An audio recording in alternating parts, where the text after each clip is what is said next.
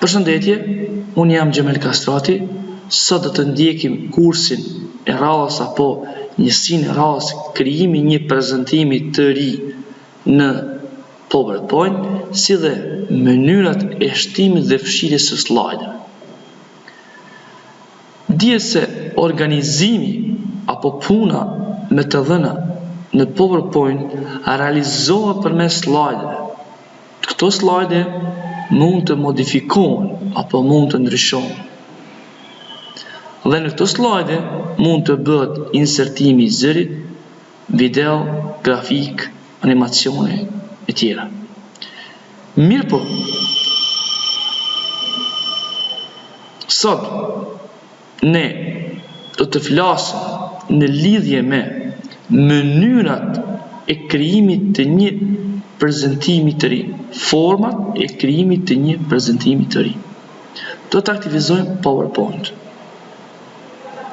Forma e parë e krijimit të një prezantimi të ri është nëse klikojmë tek menyeja kryesore File, pastaj shkojmë tek New, Blank Presentation dhe Create.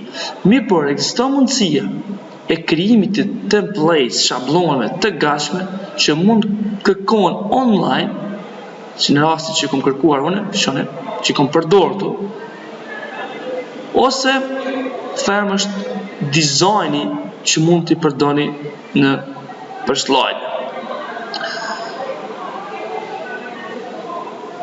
Ishte New, Blank Presentation dhe Create. Kjo është një mundësi e krijimit të një prezantimi në PowerPoint, shumë i forma e dytë. Forma e dytë është përmes veglës që ndodhet në shiritin për qasje të shpejtë, New, prezantimi numër 3, dhe forma e tretë është në kombinim të tastëve në tastier me CTRL dhe N. Zakonisht, veglat të cilat mund ta kryejnë veprimin me anë të shkurtesta, si në rastin tonë konkret, nëse afrohemi me mouse afër. E vëjmë pra që ai veprim mund të kryhet me anë të shkurtesa, si në rastin tonë kemi CTRL dhe N. Prezantimi numër 4. Këto ishin mënyrat e krijimit të një prezantimi të ri. Shohim se si bëhet shtimi dhe fshirja e slajdeve në PowerPoint.